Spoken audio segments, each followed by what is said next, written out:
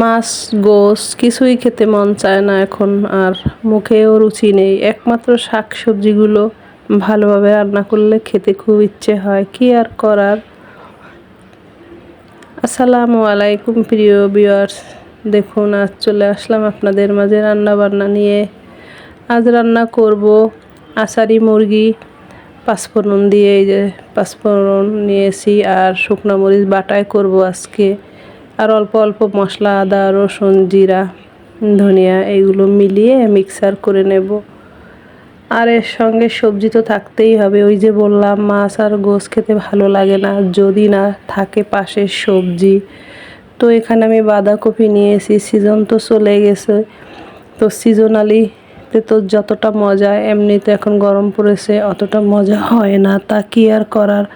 খেতে মন চায়, বাঁধাকপিটা আমার খুব প্রিয়। ধনিয়া পাতা দিয়ে একদম বেশি করে কাঁচামরিচ দিয়ে একদম ড্রাই করে ভাজা খেতে খুবই সুস্বাদু হয়, তাই করতেছি। আর সঙ্গে করতেছি একদম গাছের ছাদ বাগানের বেগুনের ভাজা, উপহার হিসাবে পেয়েছি, তো সেইটা ভাজা করছি। এই যে দেখুন লবণ হলুদ দিয়ে। আর বাঁধাকপিটা অলরেডি হয়ে গেছে আমার ভাজি করা, এই তো। আর বেগুনটাও হয়ে গেছে। তো গোশ খাওয়ার আগে যদি তার পাশে এরকম একটু হালকা ভাজাভুজি থাকে তাহলে কিন্তু খেতে খুবই সুস্বাদু হয়, খেয়েও তৃপ্তি পাওয়া যায়। কি আর করার, যতটুক দরকার অতটুক করতেছি আমি আমার মতো করে।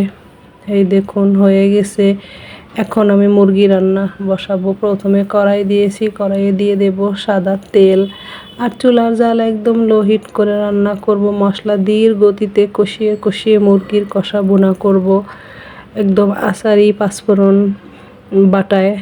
তো প্রথমে তেলের উপরে আমি সব রকম মশলা দিয়েছি, দারচিনি এলাচ লং এগুলো দিয়ে মশলা ফোড়নে ভালোভাবে তেলের উপরে সমস্ত ভেজে নিচ্ছি, তাহলে মশলার যে সুঘ্রাণটা তেলে চলে আসে আর এটা খেতেও ভালো লাগে। যাই হোক, এর উপরে দিয়ে দেব পেঁয়াজ পরিমাণ মতো। পেঁয়াজটাও একটু হালকা ব্রাউন করে ভেজে নেব।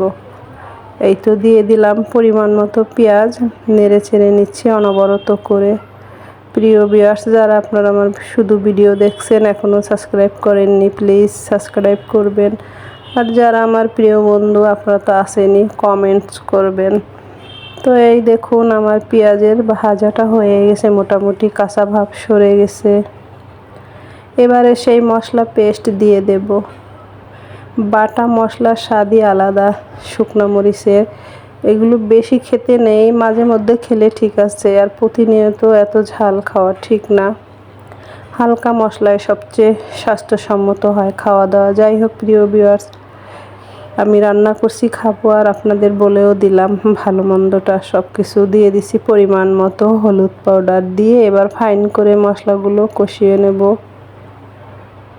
তো দেখুন কষানো হয়েও গেছে, একদম মশলাপাতির থেকে তেল উঠে গেছে। নেড়ে চেড়ে দিচ্ছি, চুলার জাল মাঝারি করে নিয়েছি। এবারে এখন দিয়ে দেব মুরগির গোশ, দিয়ে মশলার সঙ্গে ভালোভাবে কষিয়ে নেব।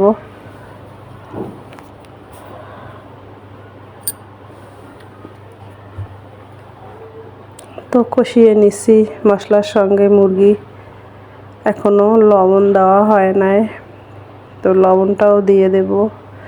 আর চুলার জাল একদম মাঝারি লো হিটের মাঝামাঝি করে ধীর গতিতে গোশ কষিয়ে নেব, তাহলে খেতে কিন্তু খুবই সুস্বাদু হবে।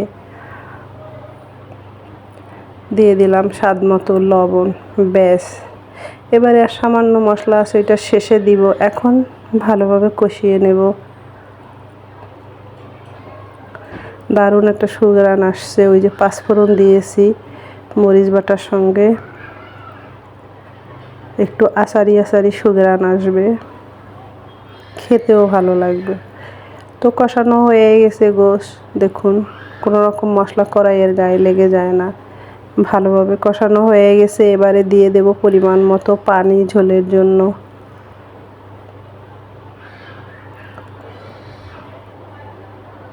একদম গায়ে মাখা ঝোল করব, তো পানিটা অত বেশি দেব না। আমার যতটা গোশ বুঝে পরিমাণ করে দিয়েছি, যার যেমন আর কি। আন্দাজ করেও দেওয়া যায়, পরিমাপ লাগে না। গোশের উপরে নির্ভর করে কতটা পানি লাগে। আর এটা যেহেতু ফার্মের মুরগি, অত পানি লাগবেও না। আর এইটুক যেটুক দিয়েছি এইটুক শুকিয়ে গায়ে মাখা চলে আসলেই হয়ে যাবে। এবারে ঢাকনা দিয়ে মাঝারি জালে জাল দিব 5 মিনিট।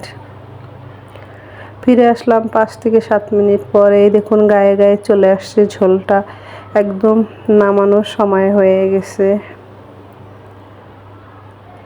এবারে আমি কাঁচামরিচ দিয়ে দেব 3-4টা, আর দিয়ে দেব গরম মশলা পাউডার। শেষে দিয়ে দিলাম এইটা। গোশের স্বাদ দ্বিগুণ হয়ে যাবে। এখন হালকা নেড়ে চেড়ে নামিয়ে নেব। গরম গরম ভাতের সঙ্গে রাতের বেলা খেয়ে নেব। এটা না ইফতারি না সেহেরি, তার মাঝবেলার খাবার এটা। তো এই দেখুন প্রিয় ভিউয়ার্স, আলহামদুলিল্লাহ আজকের আমার 3টা আইটেম অল্প অল্প করে রান্না হয়ে গেছে। আশা করি আপনাদের ভালো লাগবে।